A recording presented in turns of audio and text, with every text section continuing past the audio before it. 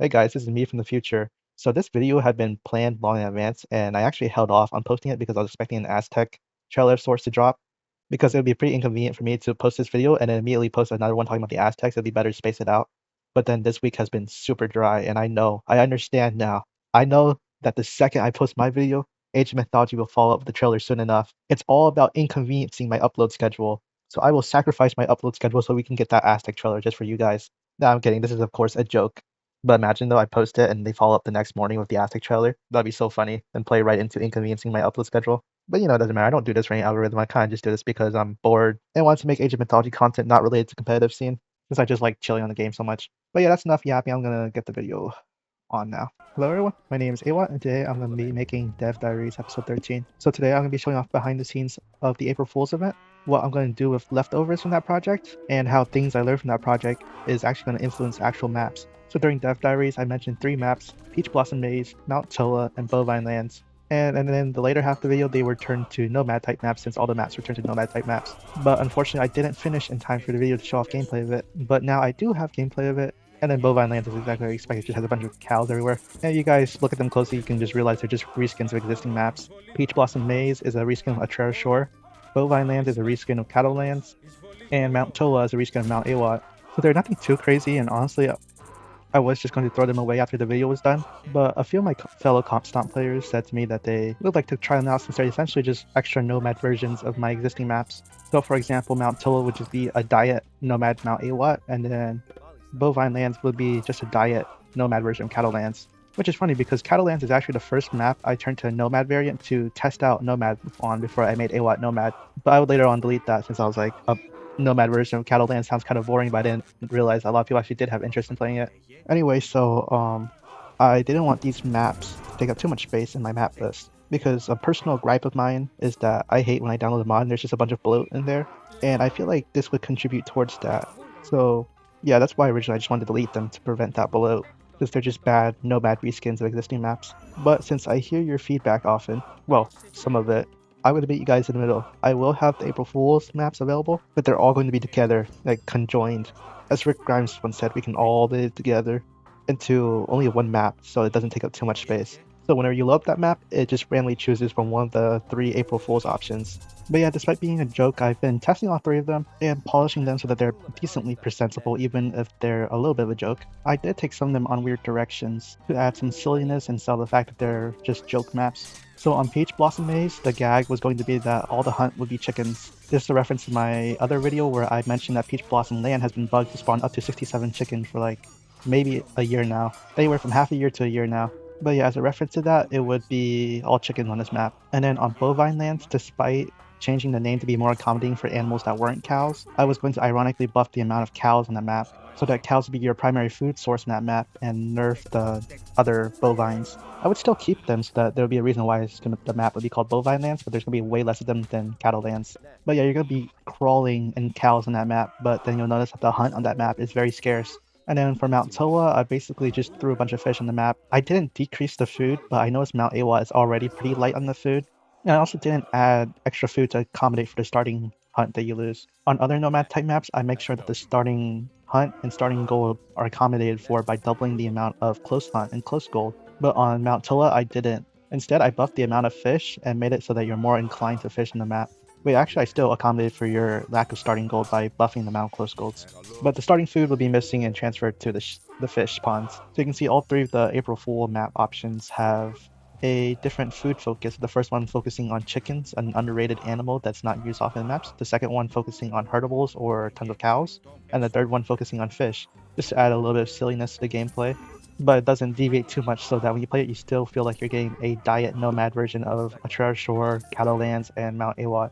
Since you recall, Atrera Shore is already naturally low on food, so replacing all the food with a bunch of chickens doesn't change much, since chickens are also naturally low on food. On Cattle Lands, there was already a really big number of cows, so now I've just put more cows and less hunt and kind of balances out. And Mount Awa originally was supposed to have more of a focus on fishing, but then as I had no idea what I was doing at the time, I kind of became distant with the idea of fishing and kind of nerfed the value of fishing ponds in Mount Awa. But working on this April Fool's joke has definitely made me more in touch with fishing again, since one of my original goals of learning how to make maps was literally just to put fish and hybrid water, because I I don't know why I wanted to do this so badly, but I wanted to farm right next to where I fished. And currently in the game, the only other map that could do that was Kurlalgur. Sorry if I butchered that pronunciation, but I really wanted another option to do that. And so I designed Mount Ewa as a black and golden map, and then I figured out that you couldn't just make it in the editor, you had to actually program it. One thing led to another and we're here, but sorry for the random lore drop, but basically I'm back in touch with my original goals of map making a year and 2 months later. Which, speaking of, despite being a year and 2 months now, I constantly struggle to make the Mount Awat ponds work correctly and have the fish. I actually finally solved it with the April Fools. That's right, when I was making the code for Mount Towa work better for the purpose of making it playable, I finally solved the fishing crisis, and now I'm going to be porting that code over from Mount Towa to Mount Awat. So previously there was two issues. The first issue was the pond code and the fish code were separated, which means under rare circumstances, both of the player's fish could just spawn in the same pond. So to prevent that, you would have to have constrictions telling the fish to stay away from other existing fish from a certain distance. The game calls them constraints, and you would just have to guesswork enough constraints so that it would regularly generate without being in the same pond with the old method that I was using. And then on top of that, another issue was that I had the fish spawning in batches to make it more fair, because if I just had, for example, spawn 18 fish per player, there was a chance at the time that it would spawn like 12 fish on one player's side and the other 7 on the other player's side, and that's not fair. So instead I made it one batch of fish per player, so there would hopefully just be one batch on each side, and each batch would contain 9 fish each. But a significant downside of this is the eligibility for a whole batch to fit into a pond is much lower than putting the fish 9 times separately, since in the first version it has to find a perfect space to accommodate all 9 fish in like a kind of perfect circle, versus the latter being that you just place 9 fish on wherever they fit within the pond.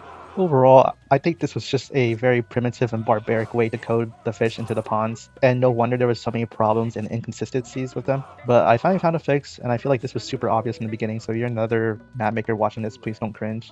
But ponds generate in a way using a loop of sorts. I think it's called a for loop formally, but I don't know, I have zero coding experience before touching ancient mythology. But basically you have the number of ponds you want to make, and then this loop runs one time for each of that number, instead of me having to like manually program how many pawns I want. You know, I'm pretty sure 90% of people know what a for loop is, and that's like one of the first things you learn in coding. But anyway, I managed to find a way to add the fish to each for loop, and then restrict the fish to stay within the pond that was part of the for loop with it. For example, if we're in the third loop and I just had a generic place fish anywhere command, then the fish could be placed in the first 2 ponds that were generated in the first 2 loops. But I found a way for it to detect what loop it's in, and then restrict itself to the pond that was generated by that loop. And then this freed me up to no longer force them to be in batches, so now the fish spawn pretty consistently. It's amazing, my issue has been solved by something I probably should have realized way sooner, but whatever, it's done now. I figured it out completely by myself like a caveman. And surprisingly, this code translated very well to adding trees to mountains, which I showed off in the last dev diary. Since mountains generate in the same way ponds do, I could just insert this code and then replace fish with forest area, then attach forest area to the respective cliff, and boom, that's how I got these flowering trees on cliffs now. Yeah, believe it or not, it uses very similar code to the fishing pond one I just got. Even though these two things look completely different in the player's perspective, as they do completely different things, function differently in the random map script, they're both just random areas generated by for loops. And the other things that I put are just things constrained to those random areas. But yeah, once again, I'm sorry if this was very obvious to anyone who knows anything about coding. My coding experience comes completely from self-teaching myself by trial and error in Age of Mythology. Hardly any external sources, so if anything, you call this a social experiment. But yeah, that wasn't the only thing I got from making these April Fool maps. So one of the bugs that have been bugging me, pun intended, for a long time on Chera Shore was the random chance that your resources would be completely surrounded by a forest. It makes sense though when you think about how it generates. There's a random object in the forest, and Ashura Shore is just so big it loops around it. And this issue was happening to your villagers in the Nomad version, also known as Peach Blossom Land, for the April Fool's joke. And this issue was actually why I did not finish in time to show off gameplay for the April Fool's video. This issue, just like the pond one, had been persisting since I started making maps. And like, I thought I knew how to fix it, but each time I tried to fix it, it just didn't work. It was supposed to be as easy as just changing a number from 0 to 1. There's a command in the game that makes sure that your forests avoid the path in which you take to get to your resources, because you know the game automatically draws a path from your starting area to your resources for you. That's invisible, and the game should recognize that. And despite activating that constraint for the forest to avoid that path, it didn't seem to work. Well, I finally fixed it because of the April Fool's joke. I was just scrolling from top to bottom to add the Nomad things, since they're mostly added to the top or the bottom of the RMS script. But on my scroll to the very bottom, I saw in the corner of my eye, there are actually 2 types of forest in Chera Shore. Unlike my other maps where there's only one forest definition, For some reason on Terra Shore, the starting forest and the global forest definitions are different. The starting forest being the kind of small forest that spawns around you, and the global forest on Terra Shore being the actual maze. Even though it served no purpose to separate them on this map, I had separated them long ago and didn't realize. It was probably when I was super inexperienced, I was just kind of snipping out random chunks of code from the official maps, with little to no understanding into what I was exactly doing. But now that I know what this means, I understand that this whole time for the past year and 2 months, when I've been adding the constraint I said to fix the issue, I've been adding it to the wrong force this whole time for like a year and 2 months. The fix literally was as easy as turning a number from 0 to 1. I was just turning it in the wrong spot because I didn't know there's a second spot, and for all logical reasons, there shouldn't have been a second spot. But me from a year ago threw one in there for some reason, and for some reason those two forests use different definitions. So I went to the second forest definition, changed the 0 to a 1, and what you guess? No more resources were trapped behind the forest. It actually worked. It was that easy, and this whole time I only found it because I was working on April Fool's joke. This bug I had fought for several hours was that easy to fix. I just wasn't fixing it. I was fixing something that didn't need to be fixed. Boy, do I feel silly about that one. What a fumble that was. But yeah, working on the April Fool's jokes actually made me fix these two ancient bugs that have been part of my maps for like over a year now. Well, I say that, but my mod actually released in May. So my mod has only been out for 11 months, but I did start working on it in February. Which is why you may hear me say a year and 2 months, even my mod hasn't been out for that long yet. It's because I started working on that long ago. But that's crazy. I'm very excited to release an improved version of both those maps without their long-lasting bugs. And their April Fool's variant with slightly altered stats will not have those bugs either. I've already begun working on images for them, and I did include them in the AWOT Nomad playlist, but the April Fool's maps do have a lower chance to get rolled than the other AWOT Nomad maps. And while we're looking at this screen, you may notice that the image for AWOT Nomad looks completely different to what's currently available. More info on that in the next episode because this one's getting long. I don't want my computer to explode during rendering. So thank you for watching. Other coders, please. Sorry for the cringe. I'm learning coding exclusively through Age of Mythology here, but I just love Age of Mythology so much that I decided this is how I want to learn how to code. I'm sure someday I'll try and properly learn it, but right now I'm still trying to learn as much as I can through this weird method of looking through the game's files. This is me from the future. Hi. I probably sound the same. But on the subject of me connecting with my past and how I just started learning how to do RMS just so I could put ponds with fish they could also farm in, I saw a post on the subreddit where someone else was trying to do a similar thing. They literally just wanted to add fish to a pond. And yeah, this really reminded me of how I started. That was wholesome, and if you guys get a chance, maybe you should check out their map Mikalapa now available on the mod community browser. I did offer to do it for them with the new fishing knowledge I just learned from working on Mount AWOT, but then they literally learned RMS to do it themselves, so it's really amazing to see someone else want to learn how to code just to put fish on a map, which makes me cherish learning coding through this unconventional method even more. It's just amazing how a game can inspire you to learn how to code just so you can put fish. So while I will acknowledge that what I'm doing is really weird and probably not the optimal way to learn how to code, being able to tell this story and witness another person's story similarly just brings a smile to my face, and I hope it does to you guys as well, more than it does cringe people who actually know how to code. Which again, sorry, alright, I'm gonna finish the video off now before my computer explodes from rendering this. See ya and have a wonderful day.